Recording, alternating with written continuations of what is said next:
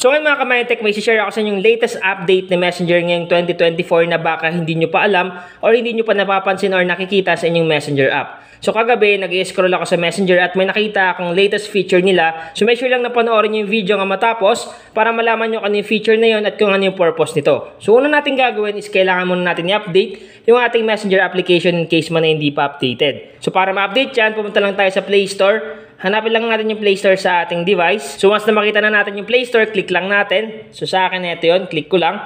Then pag andito na tayo sa Play Store, sunod natin gagawin is pumunta lang tayo sa baba. Click lang natin tong search bar dito or search engine. Click lang natin. Then pumunta tayo sa may search bar sa taas, tap natin yan at i-type lang natin dito yung Messenger. So once na ma-type mo na, automatic lalabas yan. Once na may nakita ka ditong update, i-click mo lang para in case man may mga bagong updates, mga bagong features, mga bagong settings si Messenger, automatic magkakaroon ang inyong Messenger application sa inyong device. So once na tapos na kayo mag-update, sunod natin gagawin is i-open na natin yung Messenger application. So click open.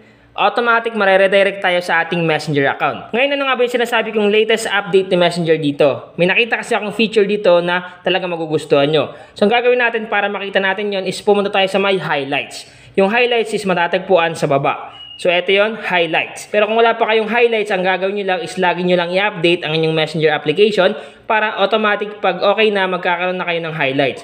Kasi nga hindi naman talaga sabay-sabay na nagkakaroon ng mga features or mga settings yung Messenger application natin. So nakadepende pa rin yon sa ating device kung mauna nga ba mag-update or hindi. Pero para sa akin, lagi lang natin i-update kahit wala kasi baka magkaroon din tayo once na lagi natin ina-update. So ang gagawin natin is i-click lang natin itong highlights dito. Click highlights. Ngayon pag andito ka na sa may highlights, scroll up mo lang. May makikita ka diyang mga nakapost. Ngayon scroll up lang natin.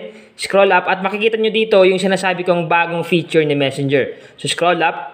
So eto yun, may makikita kayo ditong Write with AI. Kung mapapansin nyo, kung halimbawa may birthday yung kaibigan nyo, is may nakalagay na may parang stars at nakalagay Write with AI. Ngayon ano nga ba itong feature ni Messenger na Write with AI? So ang gagawin natin, isubukan natin i-click. Once sa click mo yung Write with AI, may mga choices dito ng mga message or greetings na isasend mo sa kanya. Pag casual, automatic, greetings lang na simple na happy birthday or may mga smiley or happy birthday kung ano yung pangalan niya. Then kung gusto mo naman sa upbeat, kung gusto mong ganyan, i-click mo lang yan, automatic andito na yan. So hindi ka nagagawa or hindi ka na mahirapan pa na mag-type or mag-English dito. I-click mo lang yung sa upbeat at i-click mo yung message at automatic andito na siya. At ready to send na siya. Then kung gusto mo naman baguhin, click mo lang itong Write with AI. Kung gusto mo naman yung message mo sa kanya or greetings is medyo funny, click mo lang itong funny at automatic medyo funny rin yung message na isasend mo sa kanya. Pag click mo to, automatic nandito na siya. Ang napakabangis dito kasi nga hindi ka na mahirapan pa na mag-English or mag-type dito ng kung ano-ano na greetings. Halimbawa gusto mo ng greetings na medyo patawa, automatic piliin mo lang dito yung funny at pag click mo yung message, andito na siya at isasend mo na lang sa kanya. Napaka-instant talaga. Then click ulit natin itong Write with AI. Bukod sa funny, meron ding dramatic, so medyo madrama, alam nyo na.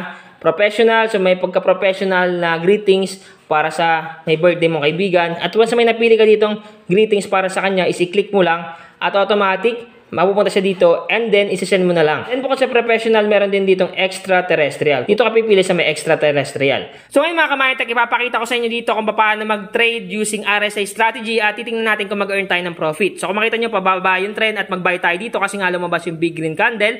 Then naantayin mo lang na matapos dito yung pag-trade niya at malalaman natin kung profit nga ba tayo dito. So kung makita nyo dito, turnover change, nakalagay plus 1,000. 1,000 natin is naging 1,860. So ganun ka bangis dito, mag-earn ka talaga ng profit basta alam mo yung RSI strategy. Ngayon para makapag-trade dito sa expert option, i-click mo lang itong tatlong linya dito. Click mo lang yung finances, click deposit. At pwede ka dito mamili ng iba't ibang deposit channels katulad ng GCash or Binance Pay. So kayo na bahala. Then kung mag-withdraw naman kayo, click nyo lang itong withdrawal sa baba. Then pwede ka dito mag-withdraw through GCash or Binance Pay or kahit anong piliin mo na withdrawal channels. So kung gusto mo mag-trade, subukan mo muna mag-aral at aralin yung mga strategy dito at automatic pwede ka mag-earn ng profit. So kung ready ka na mag-trade, nasa description box, nasa baba yung link.